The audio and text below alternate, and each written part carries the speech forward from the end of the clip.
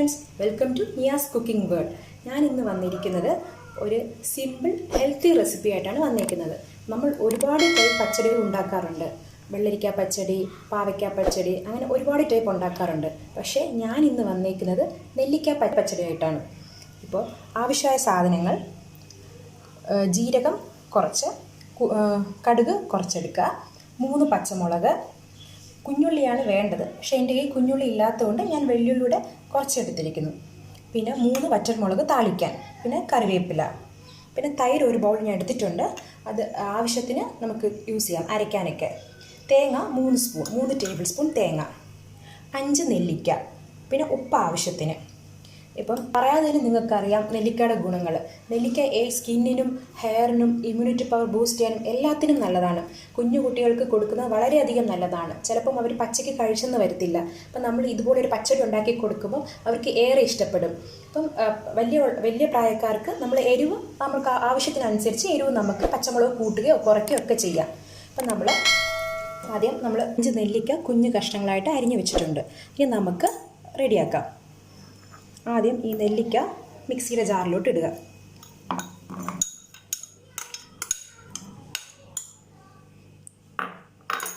മൂന്ന് സ്പൂൺ തേങ്ങ ചിരവിയത്,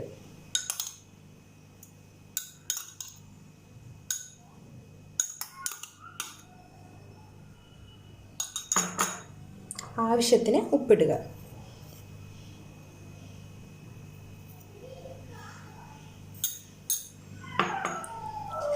നമുക്ക് കടുകും ജീരകവും,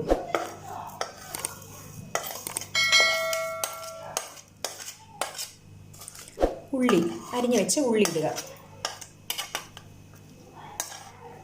അരിഞ്ഞു വെച്ച പച്ചമുളക് ഇടുക.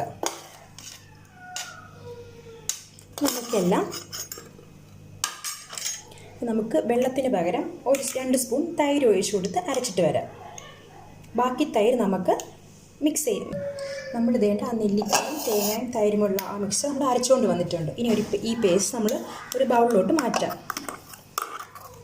ഇത് നല്ല പേസ്റ്റായിട്ട് അരയ്ക്കാൻ പാടില്ല. ഒരു തരിതരിപ്പ് വേണം, എന്നാലേ നമ്മൾ കഴിക്കുമ്പോൾ ആ ഒരു ടേസ്റ്റ് നല്ലൊരു ടേസ്റ്റ് ആകത്തുള്ളൂ.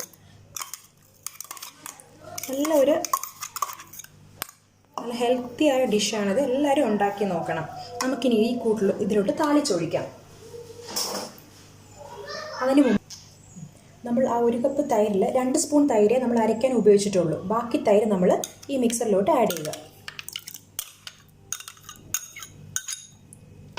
നല്ല മിക്സ് ചെയ്യുക.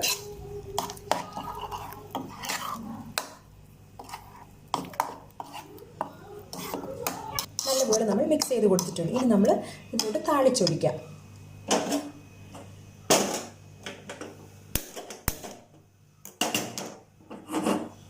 കുറച്ച് വെളിച്ചെണ്ണ ഒഴിച്ച്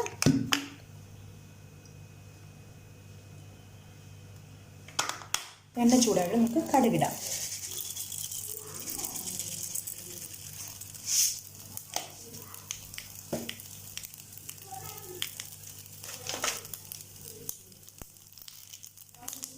കടുക് പൊട്ടിക്കഴിഞ്ഞ്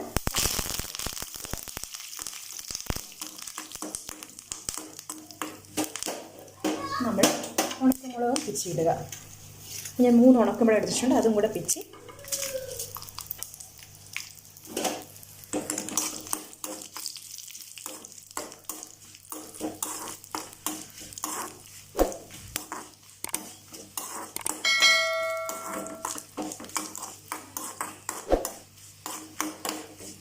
ഓക്കെ.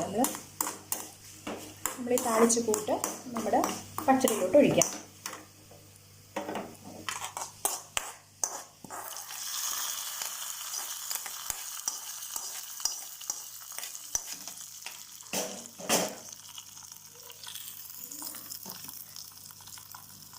നല്ല ഹെൽത്തിയായ പച്ചടിയാണ്.